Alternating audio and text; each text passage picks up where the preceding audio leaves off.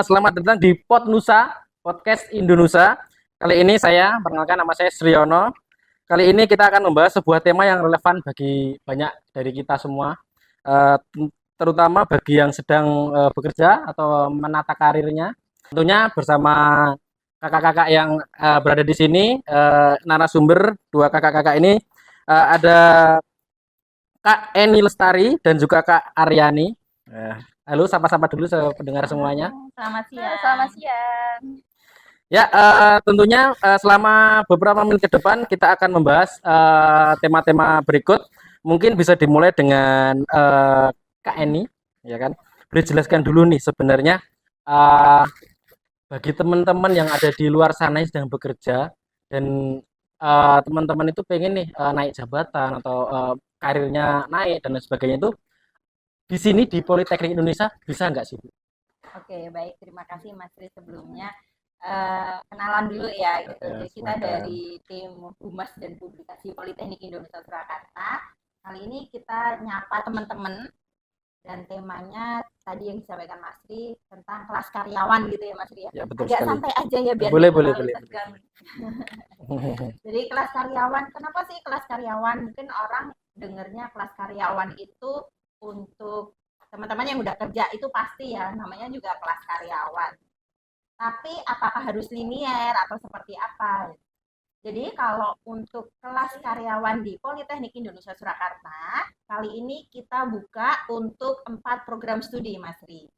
Banyak juga ya? Iya, jadi untuk teman-teman yang punya passion atau minat di informatika, di komunikasi, di bisnis manajemen, ataupun di teknologi otomotif, teman-teman bisa ikutan tuh kelas karyawannya. Syaratnya apa aja sih atau gimana? Nah, kelas karyawan ini sangat-sangat fleksibel karena memang sasaran kami, target kami untuk yang kelas karyawan itu buat teman-teman yang sudah bekerja tapi masih lulusan SMA ataupun SMK. Oh gitu. Kalau misal nih bekerja itu ada patokan nggak sih, Bu? Kak, jadi kayak misal sudah harus berapa tahun dulu atau misal kemarin baru kerja boleh dan lain-lain. Gitu. Baik, jadi kalau kerja itu kan biasanya syaratnya misalkan minimal harus kerja berapa tahun atau 2 tahun. Kalau untuk kelas karyawan kita minimal 1 tahun. 1 tahun. Kenapa harus ada syarat itu? Gitu kan Iya. biasanya ada yang tanya tuh, kenapa sih harus udah kerja 1 tahun? Kan saya baru fresh graduate nih, kenapa nggak bisa masuk kelas karyawan? Sebenarnya kalau kita balik lagi, namanya aja kelas karyawan ya, jadi memang targetnya itu untuk teman-teman, betul, untuk teman-teman yang udah gap year, yang mereka udah bekerja tapi terhalang jenjang karir karena ijazahnya cuma SMA SMK gitu. Jadi kita tetap harus ada batas minimal pengalaman, experience pengalaman 1 tahun di industri karena memang targetnya berbeda gitu. Kenapa kelas karyawan perkuliahannya cuma 2 hari sih? Kok nggak kayak reguler dari hari Senin sampai hari Jumat? Tiap hari lah ya. Karena memang tujuannya berbeda. Kalau orang udah kerja itu, yang kita fokuskan di penataan jenjang karir, kayak gitu, ada di manajemen analitiknya, ada di leadershipnya, mungkin itu ya. Jadi memang tujuannya sendiri itu berbeda dengan kelas reguler. Kenapa ada syarat minimal harus 1 tahun? Karena memang tujuannya berbeda. Ya. Pembelajarannya mungkin juga beda. Pembelajaran targetnya berbeda. Terus nih Kak Aryani ya, untuk teman-teman nih yang di luar sana yang mau mendaftar, yang sudah bekerja dengan syarat-syarat yang disampaikan tadi, mereka mau mendaftar terus untungnya apa? Keuntungannya apa? Baik. Keuntungan mendaftar di Indonesia ya. Baik, untuk kelas karyawan ini teman-teman itu waktunya sangat fleksibel. Jadi teman-teman 1 minggu hanya 2 kali saja. Dan di hari weekend ya, di hari Jumat dan hari Sabtu. Nggak ganggu kerjanya lah ya. Betul, tidak mengganggu pekerjaannya. Kemudian untuk masa studinya teman-teman yang ingin menempuh pendidikan lebih cepat 3,5 tahun itu sangat bisa di Indonesia. Ya karena basic learning ya. Jadi kenapa lebih cepat bisa 3 tahun, 3,5 tahun karena seperti yang disampaikan Mbak Aryani, karena kita berbasis project learning. Jadi kita berbasis project. Jadi nggak usah takut sama skripsi yang ribet segala macam. Karena kita nanti tugas akhir. Bisa di tugas akhir atau di project learning. Selain itu kita juga pembelajarannya hybrid, jadi bisa online dan bisa offline. Nggak harus ke kampus ya? Iya, sesekali ke kampus, tapi kita juga memberikan peluang untuk yang online. Gitu. Seperti Jadi itu. misal nih di kerjaannya luar kota atau bagaimana dia mau ke kuliah di sini kan nggak bisa yang mungkin setiap weekend harus ke Ke sini sini, sebulan betul sekali betul. bisa berarti gitu Betul, ya. betul. Gitu. Ya, sangat Seperti itu. menguntungkan sekali lah. Ayo cepet-cepet nih Betul. teman-teman yang sedang mendengarkan podcast ini nggak usah lama-lama, langsung kontak kita untuk daftar kelas karyawan. Betul banget. Bisa Karena kemana Oke. Kak kalau daftarnya? Bisa bisa langsung datang ke kampus atau bisa melalui web kampus di spmb.poltekindonesia.ac.id.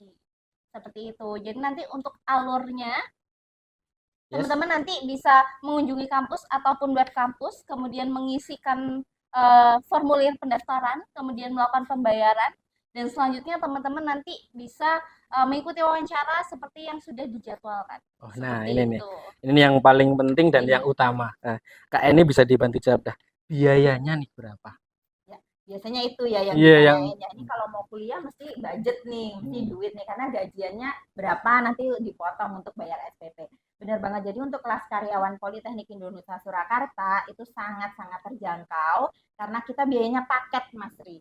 Jadi 8 semester itu biayanya paket 22 juta, tapi jangan gede banget gitu Iya, ya. iya. Jadi karena itu ada sistem pembayarannya. Jadi bisa diangsur.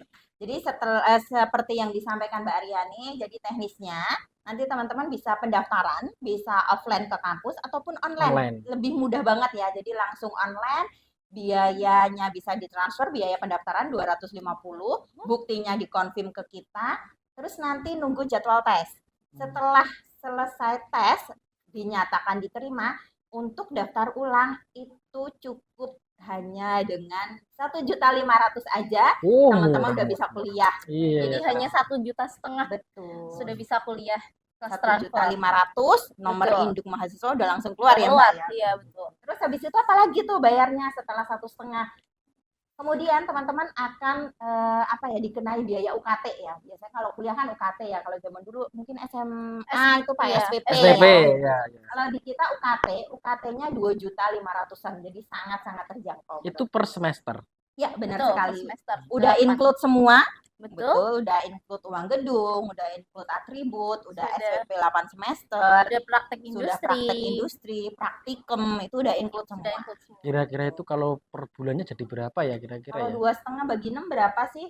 400-an Murah lah ya. Ya. Dengan ibaratnya kita Terjangkau kerja sekali. di Solo dengan menyisihkan uang segitu, Sebulan worth it 400 lah. buat gajian Iya, ya. worth it sekali itu daripada buat main-main ke waduk cengklik ya. Iya, Hmm. betul. Lebih ke ngopi nggak sih? Iya.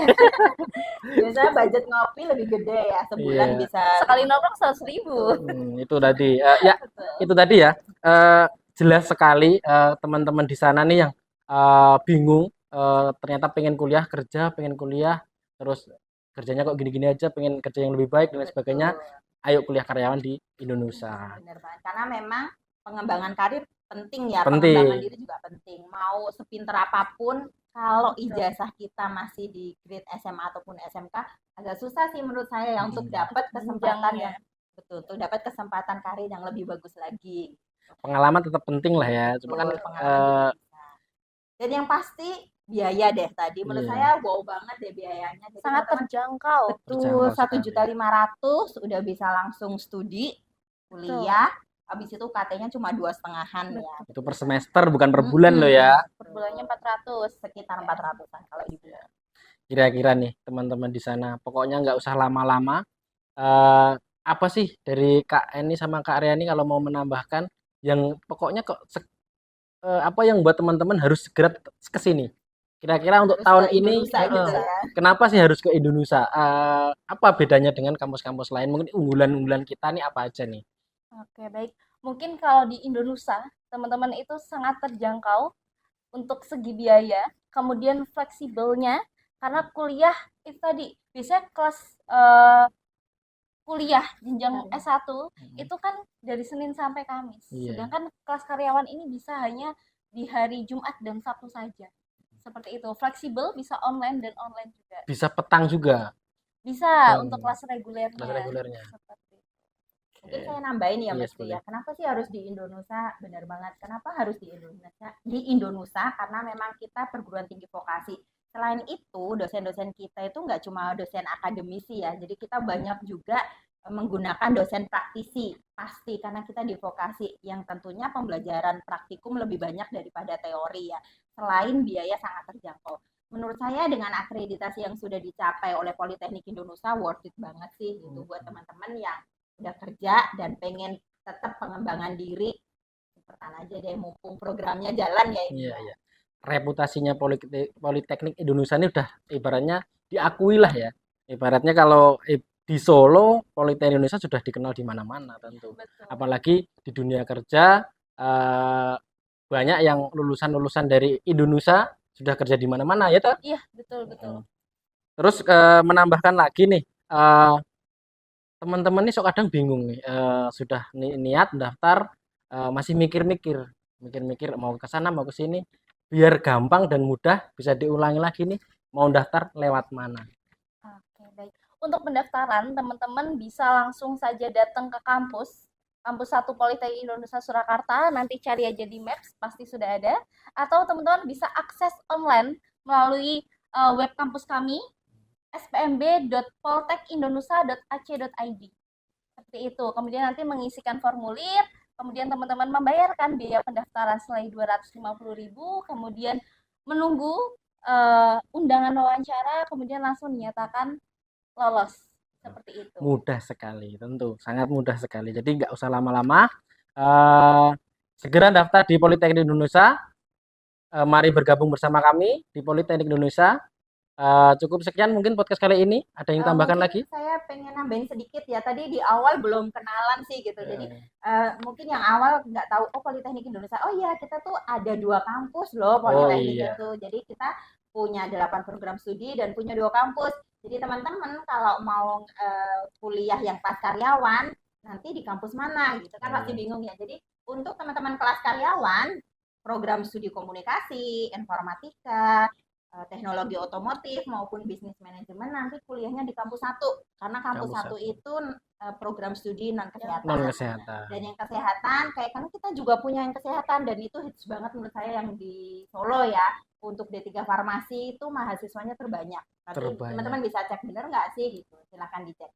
D3 farmasi kita punya, kemudian kita juga punya sarjana terapan rekam medis dan kita juga punya sarjana terapan analis. Jadi nggak menutup kemungkinan buat teman-teman yang punya saudara yang baru lulus dan masih bingung belum move on dengan kegagalan SNBT kemarin bisa langsung registrasi yang kelas reguler. Kuota masih banyak ya Bu ya? Atau sudah menipis-nipis Kuota nih? kita tinggal dikit sih Oh, sebenarnya iya. ya kan Ini ini udah sudah Juli menipis, ya. Iya. sudah masuk untuk akhir Juli nanti sudah masuk. Tuh, Ya, jadi kegiatan prakuliah kita akan mulai di tanggal 22 Juli. sebentar lagi. Jadi Sebentar. jangan lama-lama, kalau nanti penuh kecewa deh, ya kan? Dan sampai kecewa 2 kali ya. Nah, itu dia udah Pertama udah di yang PHP SNBT. SNBT udah nggak lolos, Terus yang udah dapat kuota juga di wah, Indonesia. itu repot Seperti nanti. itu. Nunggu tahun ke depan kelamaan umur makin nambah tuh. Betul. Iya, betul. Dan biaya pasti makin naik Makin dong. Nah, naik. itu tadi. Itu nanti malah bikin nggak jadi lagi, repot nanti. Betul, betul. Ada lagi Kak Aryani kalau nambahin? Cukup, cukup mungkin podcast kali ini. Kita lanjut ke podcast selanjutnya di podcast Pod Nusa di episode selanjutnya. Oke, sampai ketemu. Dadah.